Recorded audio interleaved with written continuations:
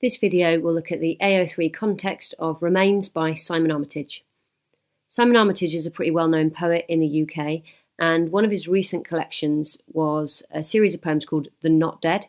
And the term The Not Dead refers to ex-servicemen and women who've survived wars, and they're now dealing with the after effects. So essentially, they're the soldiers who didn't die and they've come home to the UK. Each of the poems in the book refer to a scene or a flashback or a story that the soldier has experienced whilst they've been away and then struggled to forget. Remains is written about a soldier who served in Basra, which is in Iraq, and it's based on a real interview and a real story. And you can actually watch that on YouTube, and I'll put that link in so you can see the guy telling his story.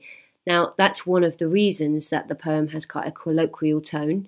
People, when they're analysing the poem, might talk about the way that he almost is so casual in his speech that it feels perhaps like he's not taking it seriously, or that he's trivialised it to kind of get over it. Some people interpret it that way, and that's a good interpretation.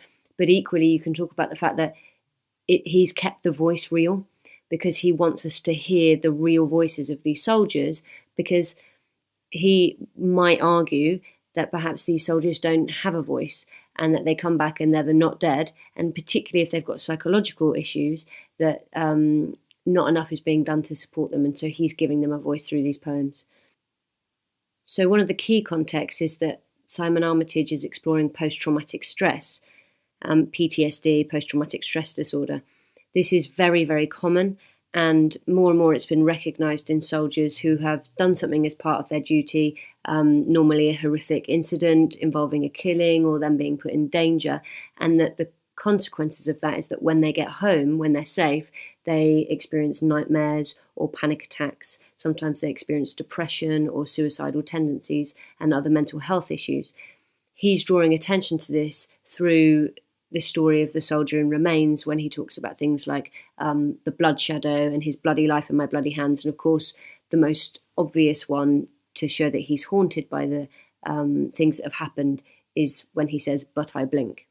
And then the guy comes back to him every time. So every time this guy blinks, he's reliving what happened when he was at war. So really, what is key to understanding the context of this poem is that Simon Armitage worked with a series of real soldiers, heard their real stories, and as a result decided that actually he felt that their stories needed to be told, and we needed to be thinking about the way that we're dealing with the soldiers when they come home and dealing with their physical, but particularly their mental injuries. And that's pretty much all you need to know.